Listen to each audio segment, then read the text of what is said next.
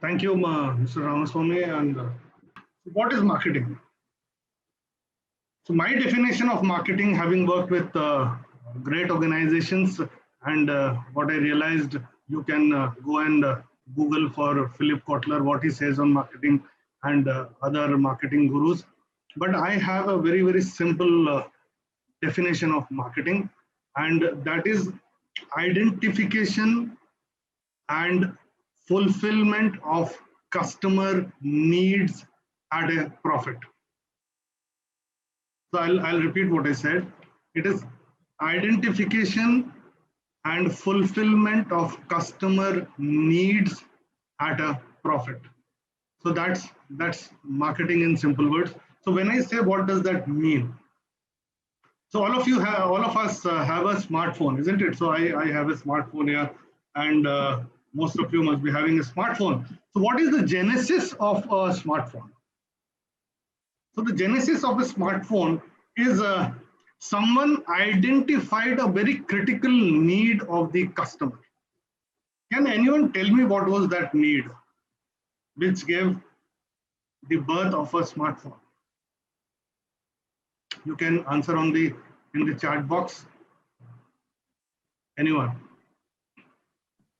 It is basically a mixture of previously we used to have this digital dairy where you used to store the numbers and everything, and also simultaneously you had a phone, not exactly a phone, but this was more like a pager. So, and then you had to go somewhere, flip the digital diary, check the number and call someone. So they wanted something that can be married or mixed together, and that's how the smartphone came out of it. Yeah, great. Sir, basically it is a combination of musical device where we can play music. We can also use internet connection, and we can also call to other people. So this is the combination the Steve Jobs presented while launching the first iPhone. Great. So someone says mobility, someone says use fast information on fingertips, multi-functions, collecting information in a smart and easy way, phone which has multi-functions, real-time updates, and many more. Okay.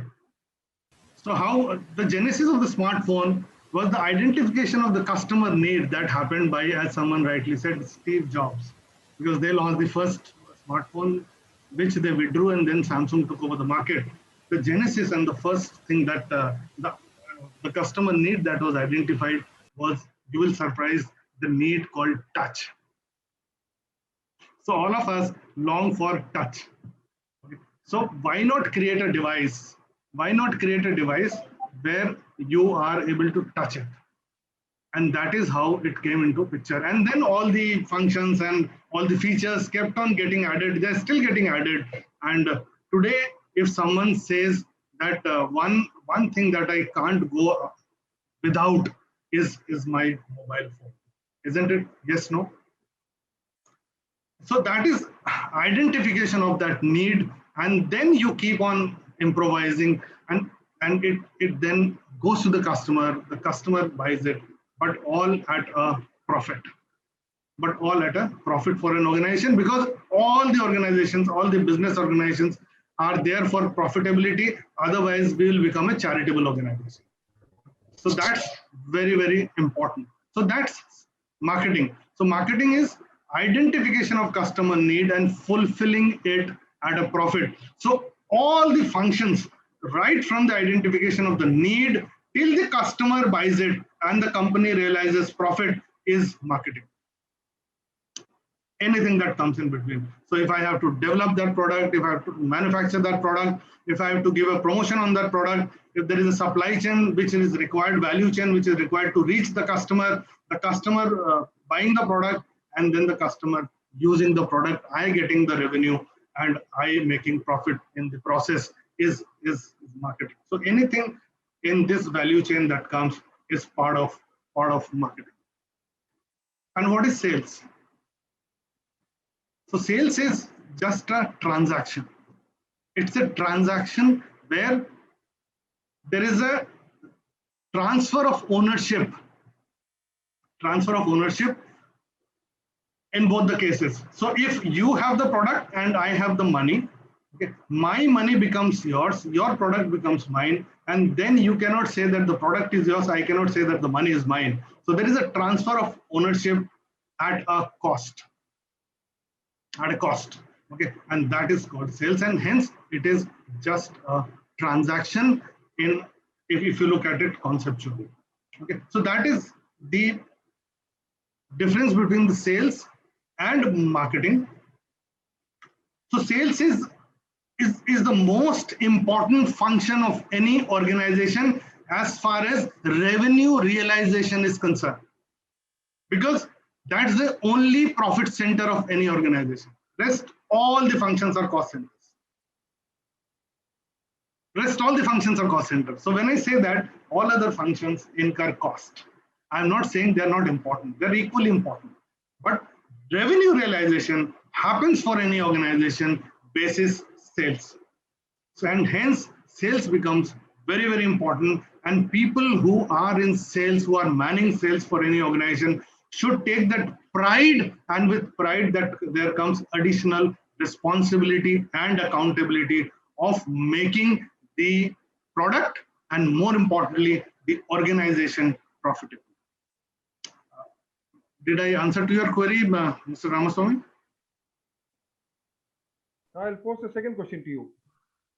What is more important in sales, input or output, according to you? So let me throw this question open to everyone. So what is more important? What do you feel? Input or output? Anyone? You can type on the chat box. Both. Someone says both. Okay. Both. Okay. Okay. Someone says input, which is output. Both input, output. Okay. Balance ROI. What do you mean by balance ROI?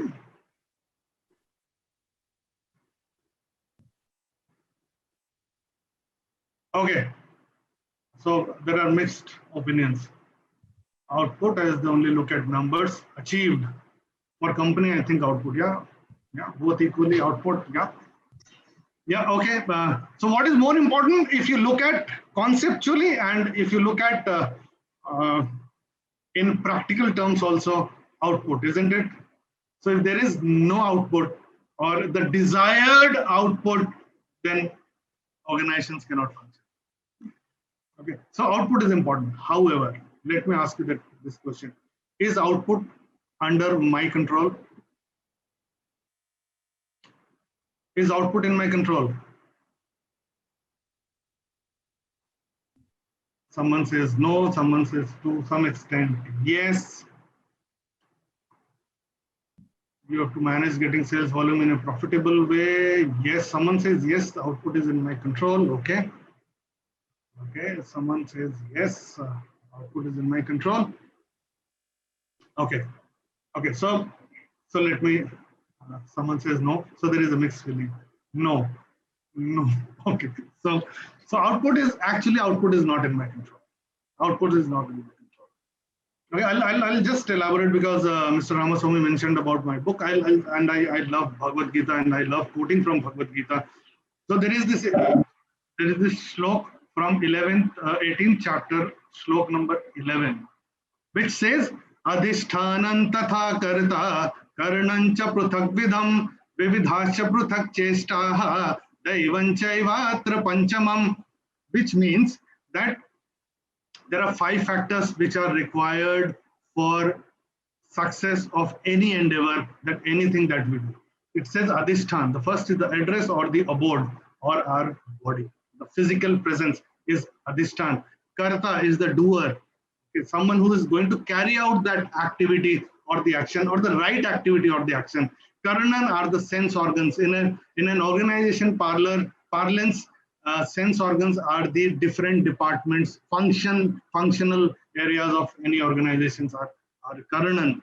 And Vividhasya Pruthak Chesta are the different action and activities that different department, different people do in an organization towards the right output. However, Output is not in my control. And Bhagwan says, Daivam Chaivatra Panchamam, the fifth factor is Daivam. Daivam, which is, you may call it luck, you may call it God, you can call it Almighty, you can call it grace, you can call it power beyond you, you can call it the God, or you can call anything. But let us understand that output is not in my hand. And Bhagwan says, I will roll the dice. Come what may, I will roll the dice. Okay, and that is how it happens. Output is not in my hand. I'll just elaborate with an example. There are, I can see there are people from the industry and people who have also worked in sales or any other function. Okay, now tell me one thing. I am an organization selling a particular product in a particular geography at a particular price with particular packaging, with the same promotion, selling to the same people, the same product with the same price, with the same promotion, at the same place, selling with the same packaging to the same set of people. Is my sale of 2 months the same? Is my sale of 2 months the same? No, it is not. It is not. It is never. Okay, so the output is not in my hands. Hence, the output is not in my hands. While output is very, very important, otherwise, without a goal in mind, no one can function. Otherwise, organizations can't function. But what is more important is, while achieving that output, what is the kind of input that I give? Because this is the only thing that is in my control. And in the organization parlance, usually we say that control the controllables, isn't it? We say control the controllables. So I can only control what I can effect or what I can change. So input is definitely in my hand. So, and then what is input then? So I should know that what kind of input I have to give to get the desired output. Output may come, may not come. It's not in my hand. Look at the current scenario. Look at the current scenario. Just when we thought we were over and out from this pandemic, it has hit us again. It's not in my hand. So then what is the right kind of an input? That becomes very, very important. So if I have to give input, then I have to know that what input I need to give. Isn't it? Yes, no? I have to know what kind of input I need to give. And hence, that becomes, and that clarity of input and the right kind of input getting into the market or getting into the function that I do becomes very, very important. And that input will only come from knowledge. Knowledge about my product, knowledge about my company, knowledge about my competition, knowledge about my customer, knowledge about the geography where I'm selling. Because see, in 33rd shlok, chapter number 4, Bhagwan says, Sarvam karma khilam partha jnane parisamapyate. It says, culmination of all action and activities is basis the knowledge one has. Hence, my input that I give to my job or to the market or to the product or to my function is basis the knowledge that I have. And hence it becomes very, very important to have the right kind of knowledge. Only then I'll be able to give the right input. Now I'll tell you something from my experience. That one concept that I worked in sales with, and I would like to just take a few minutes to elaborate on that. How many of you have heard of this concept called DPL? Anyone who has heard about this concept called DPL?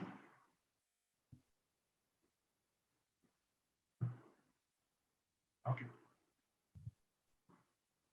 So only Vedya says yes, rest. Okay, not a problem. Defect liability, no. BPL, no, not BPL, it is DPL, D for Delhi. It is D for Delhi, DPL, not a problem. So it is a concept called dealer per lakh. Okay, now this concept was initially brought about by Hindustan Leaders. So what does this mean? It means that how many shops, Anand says, can you repeat please? Okay. DPL stands for dealer per lakh. When I say dealer per lakh, it means dealer per lakh of population. So for example, I stay in Prahlad Nagar in Ahmedabad, which has a population of, which will have some population.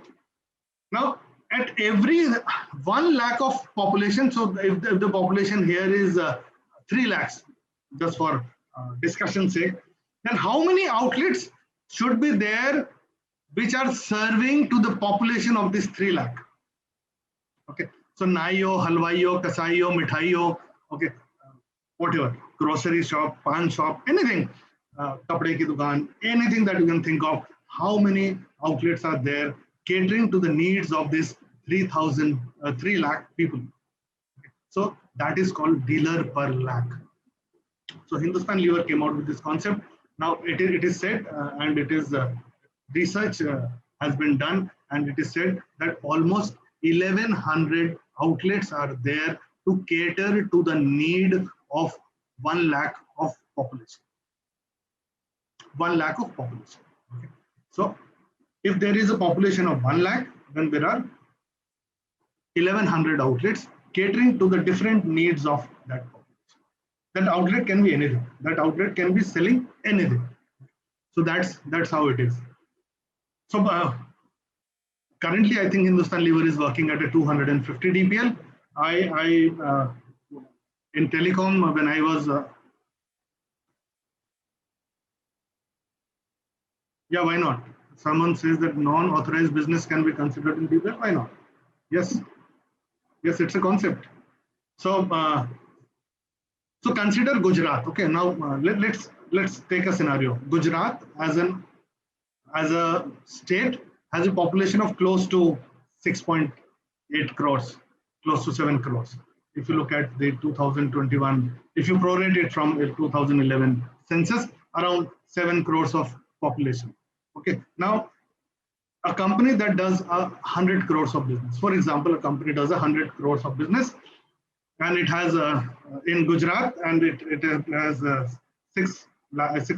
7 crores of population. The current DPL of that organization is 100. What does that mean? The current DPL of that organization is 100 will mean that the organization has around 70,000 outlets. They are selling out of in Gujarat. Almost close to 70,000 outlets that they are selling out in Gujarat, which will mean around 17,000 per outlet throughput that a company gets to do that 100 crores of turnover. To do that 100 crores of turnover. Okay. Now, a company says that I am already at 100 DPL. Okay. So why cannot I not go to 110 DPL? Okay. So that is the input that the company is wanting now. Now I am selling 200 outlets per lakh of population. Can I look at going to 110? And the company takes a target of 110. Takes a target of 110, and then they start to do it.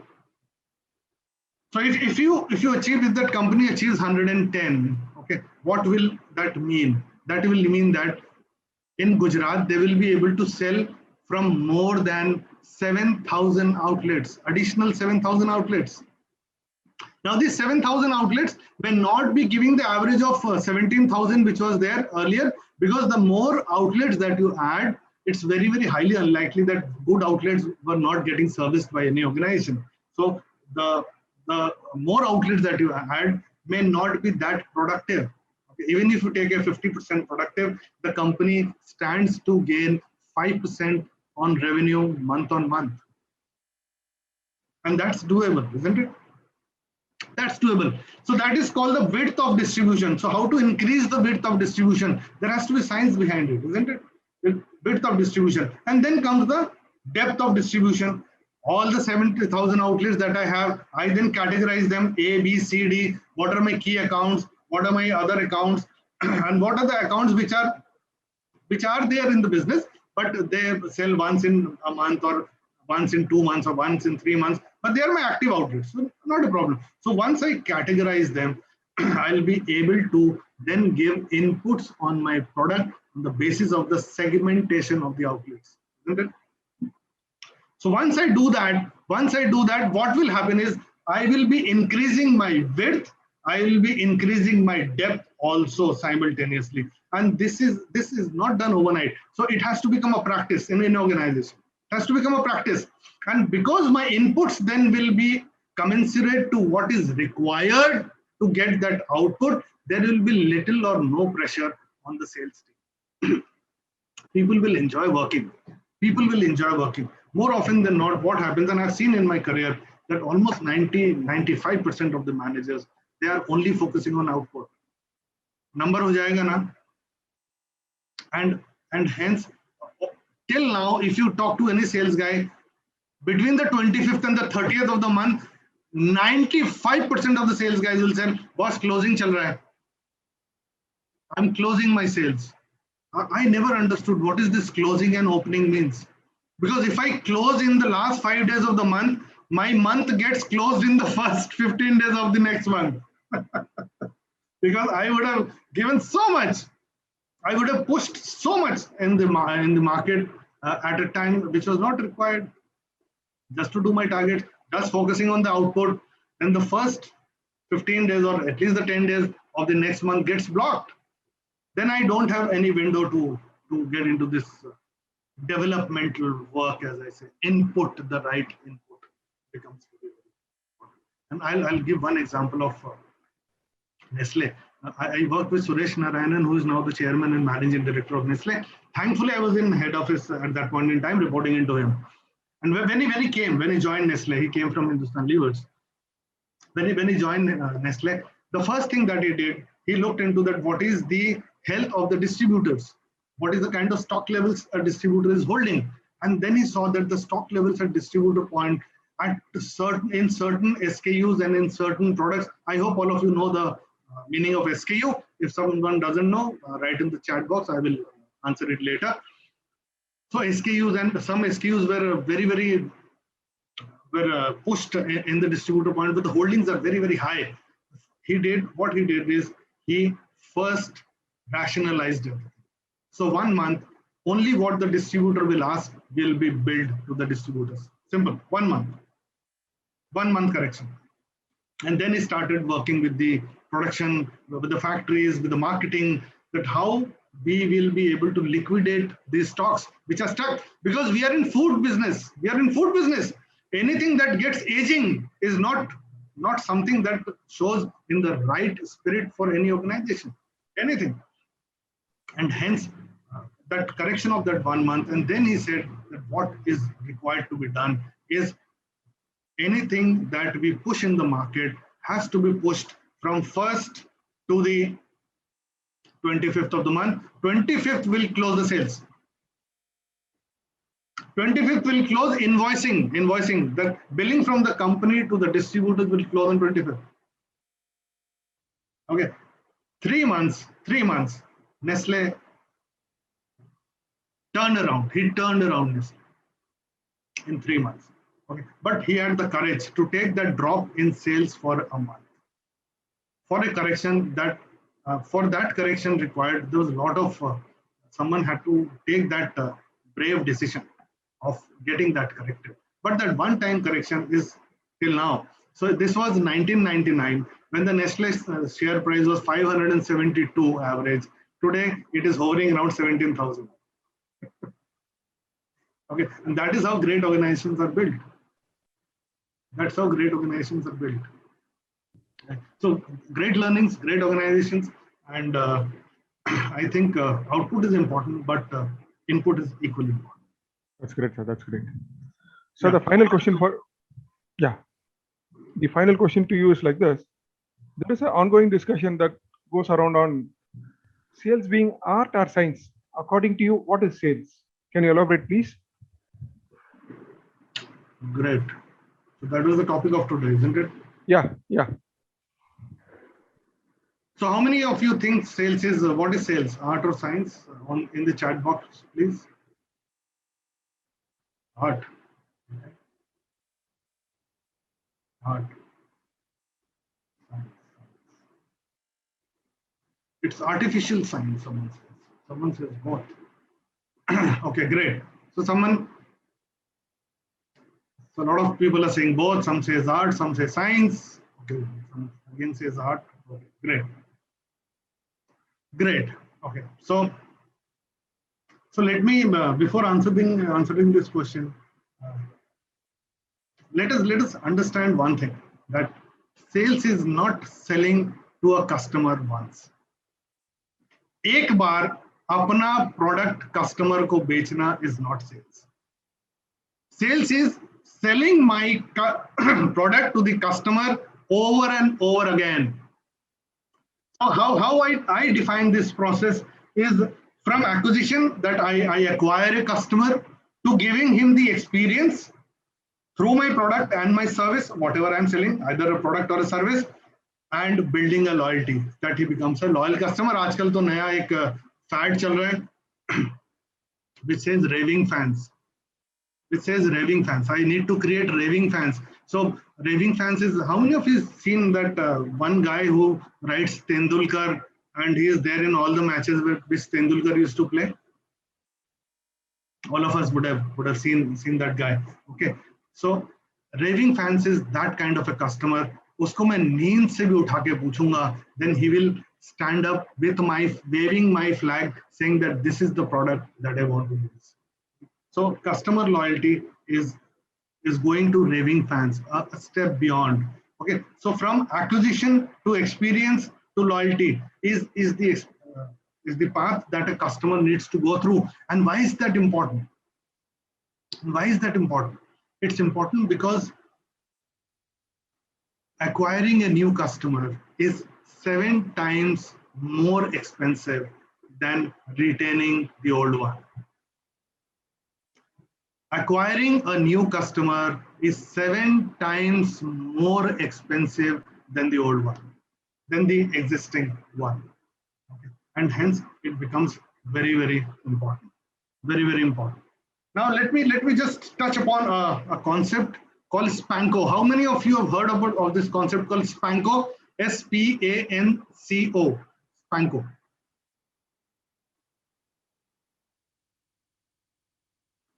Not heard. Not a problem. So someone says yes, yes, yes. Okay, a lot of you have heard about span of no, not the span of. Okay, so people who know can contribute to what I'm saying. People who do not know, not a problem. So they can keep asking questions in case you have anything. SPANCO is our company name. Great. So I'll not decipher what SPANCO means. So SPANCO, S stands for suspect, P stands for prospect, A stands for approach, N stands for negotiation, C stands for close, and O stands for order. Okay. So that is how SPANCO is used. Now someone earlier asked that I am in a steel building organization. So for you, sir, this concept will come into play, and I am going to now elaborate on the concept. So for example, I am an organization which is selling water purifiers. Okay, water purifiers. I'm a company which is selling industrial water purifiers or water purifiers. Okay. The RO plants. Okay, RO plants. Now I tell my sales team that I want to sell my product in industrial area. Okay, so anyone who can, whatever cities you are from, I'm not aware, but you can visualize industrial area in your city. So I say that I want to sell in the industrial areas because they have the huge potential. The one thing that I've identified the need of the customer there is most of the industrial areas are far away from the town, number one. Number two, the water is a scarce resource, especially potable water. When I say potable water, it's a drinking water. Is a scarce resource. So what I say, that then I ask my sales team to go there and look at this industrial area. For argument's sake, let us take Vatwa in Ahmedabad. in Batwa. So there must be some thousands of industrial units. So I say first make a list of those, of all those. Okay, so the list of all those industrial units are my suspects. They are my suspects. And then I find out that out of that, how many of them don't use a water purifier as of now. So then there is an elimination. So people who are using water purifiers get eliminated from there. So I am left with a list which says that these many people are people who are not using any kind of a water purifier. They become my prospect. They become my prospect. Now, because they're not using a water purifier, they must be getting water from somewhere. I'm not denying that. But then they become my prospect. And then I approach them. And then out of that list, so for example, if I had a list of 100, out of 150 were using the water purifier, 50 were not using the water purifier. So 50 are my prospect. Out of these prospects, then I approach one by one. I approach. Okay. And when I approach and I make a presentation about my product, and as I said, when I answered the second question of Mr. Ramapurthy, what is important, input or output? And I said knowledge. Input, the knowledge of the right input is very, very important. So I should have knowledge, one, about my product, the features and benefit of the product, and how it scores over competition. Okay. In the form of a chart. In the form of a chart. So I then approach the customer and I make that presentation, or I get into this sales discussion, or I pitch my product to the customer. Okay. And then the customer is quite satisfied. He says, okay, good. And they are also in need of this product. And now the customer wants to buy the product. But as any customer does, like you and me also do, that when we go to any shop, barring a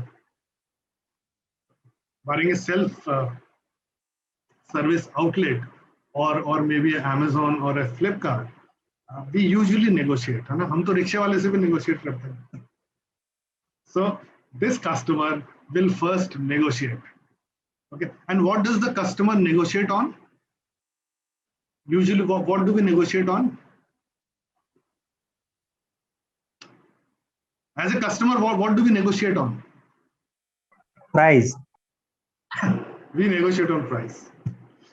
Isn't it? We always negotiate on price.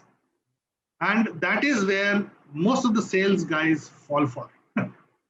खत्म हो गया कि मेरा product उसके product से 2000 रुपए महंगा है, and they will come back to the management saying, sir, we are overpriced and things like that. And then because the output is important, last में जाके all those approvals will come in, and the organizations will end up selling at a lower price, making lesser profits. Okay. So this negotiation, the customer will always come back on price. He will always negotiate on price. Even we do. But as a salesperson, I am not negotiating price. Price is something that is non-negotiable. Easier said than done. But I highlight the features and benefit and what I stand to give more than the competition. More than the competition, what is it that I bring on the table? And if I am able to articulate it in price terms and I'm able to show it in effective terms, my price comes down. The features and benefits. See, how many times have we bought a mobile phone looking at all the features, or how many times have we used all the features of a mobile phone? iPhone 12, kharid liya. How many times have we used all the features? Because when we go and to buy the product, that salesman will always tell us, this is 8 GB RAM, ye wo karke, sara, itna pixel ka camera, ye wo. Half of the features we don't use. But then when I'm making that sales call, but still we buy that, isn't it? But still we buy that. And then we say that this is how it is featuring, and this is how my price is better, because I am giving more value. I am giving more value in the same price. It may look more, but then my price is not high. Now, Manish is asking if the competition will have the same level, then what do we do? So competition is on the same level, is on the features and benefits also, Manish. So what you're saying, I am not able to understand. But when in my sales career, what I have seen is once we have jotted down everything vis-a-vis competition, then we come to a conclusion that whether I am, what all I am good at. Okay, there is something called a SWOT analysis. I am also, yeah, providing extra warranty and services is a part of that. So I, when I'm making a sales call or a sales pitch, or when I'm specially negotiating on the price, I will always be highlighting my strengths. Isn't it? Always I'll be highlighting my strengths. And in my strengths, how do we feature? And then the most important factor that comes in the whole of negotiation is the personal touch and the service that they're going to get post sales. Because from suspecting to approach to negotiation, okay, there is a relationship that has been built. Okay, there is a chemistry that has been created, and that is where that trust that gets created. Whatever you say, they then take on. Whatever you say is price that the customer takes on your face value. I'm not saying that I have to say something which we are not providing. We have to do that, but we have to quantify. We have to quantify, and hence once the customer gets convinced, more often than not, he will also. And to answer Manish's question, that there is a possibility, as he is saying, that if we are on the same level, what will he do? He will ask the competition to also come and make a presentation of the product, or maybe he'll try and negotiate with the competition also. But one thing before making a decision is how the interaction with both the individuals went, because the individuals are representing the organization, and basis those interactions, he will take a decision. He or she will take a decision. Okay, and hence it is very, very important that I have to be scientifically prove that how I am better than other, or logically prove that how I am better than other. Now, communication skills, someone says communication skills are always better if you have a better knowledge.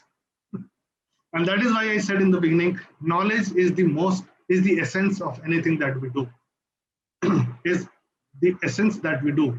And hence the last part, that how I came across and how I developed the trust factor, is the only interpersonal relationship. That is the only twist of art in the whole process of sales.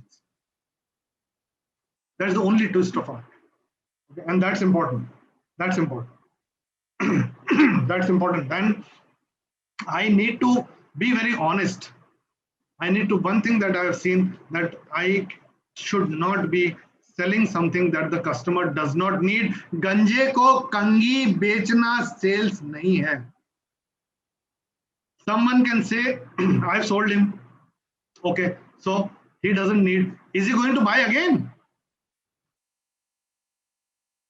Is he going to buy again? So someone can say, nahi, wo na apne khujane ke liye kaam mein aayega. New use of the same product. Does not happen. Only one company did that, Nirma. I have not seen many companies who have survived, who have launched a product and then the product was used on something else. So Ganje ko kangi bechna is not sales, and sales is not one-time activity. It is creating loyal customers. So how many? I am sure most of us have been to a Starbucks. So when I go to a Starbucks, how they treat you? On the mug they'll write your name, or whatever, the glass they write your name. Okay. Then the first time you go, they will ask you, they'll pitch their loyalty card, isn't it? So next time when you go to the Starbucks, you avail 10% discount or whatever it is, depending on the spend. And then they ask ideas from the customers. They ask ideas from the customers. Then they review all the ideas. They pick up one idea and they implement, and that is then communicated to the customer.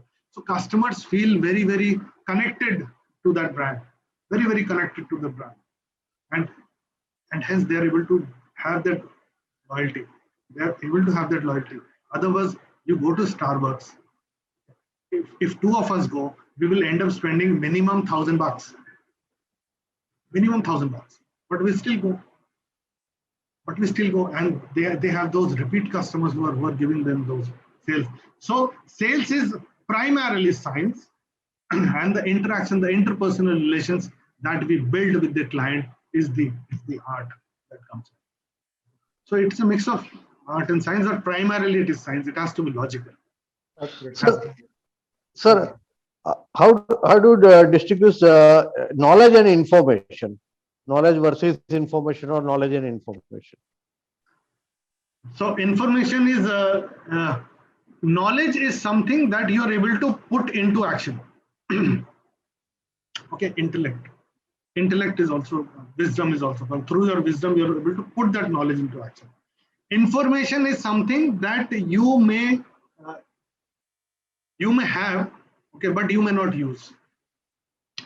Okay, so you may have information about, so for example, there's so much of information available on corona. I think all of us have become doctors by now, isn't it? All of us have become doctors by now. So are we able to put it into action? Okay. Or do we want to put it into action?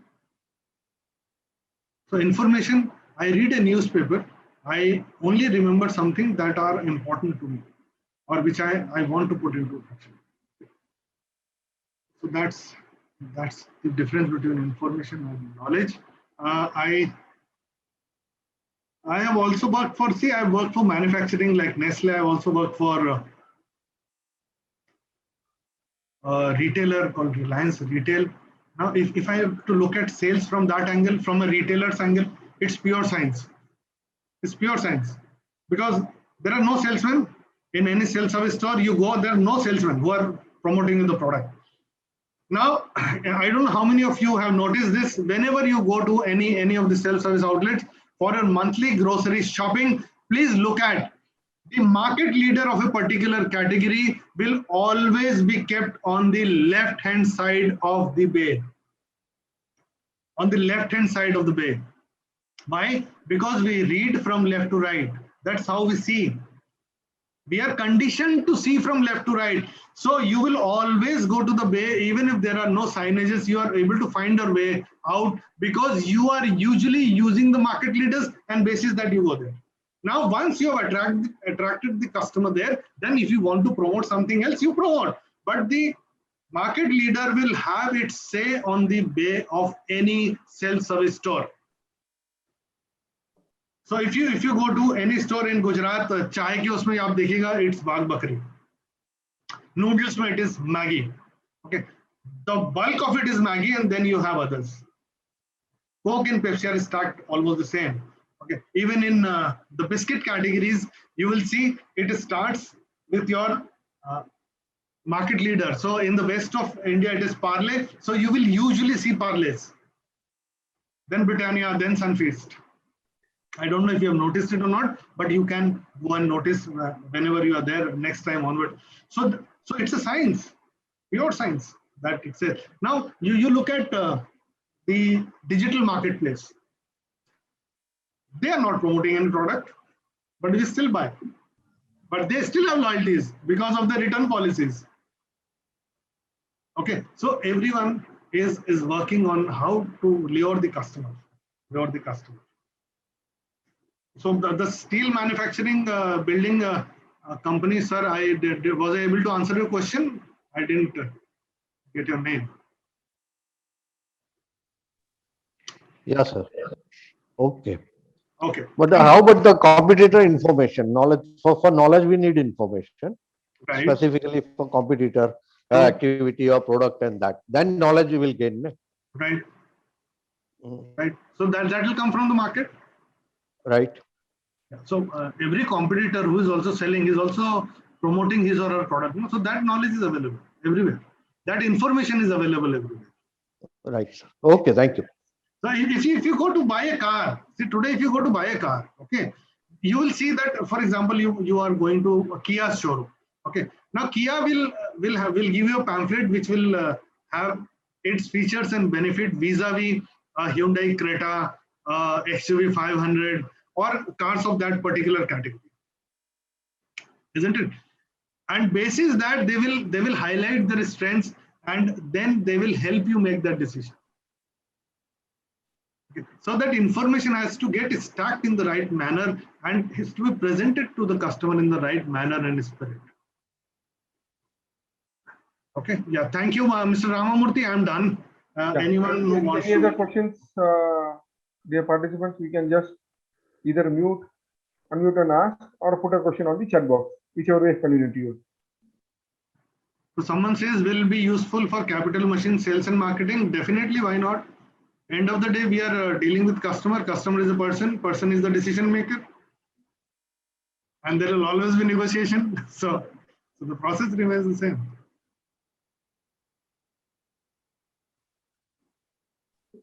Any other questions? Can you explain prospect again? Spanco concept, it is applicable in pharma sales. Yes, why not? Why not? So pharma sales, let me give an example. For example, you are manufacturing dermatology range. Okay. And so will you be approaching all the doctors? Initially, if you're launching the product, you will be approaching the dermatologists to begin with and the general physicians, isn't it? So no point going to ophthalmologist or to a heart surgeon, to cardiac surgeon, or to any other doctor, neurologist. It will not fetch results. So if I have to maximize the productivity of my sales team, I have to give them this kind of inputs for them to remain focused and increase their productivity. Thank you. Thank you. Thank Namaskar. you.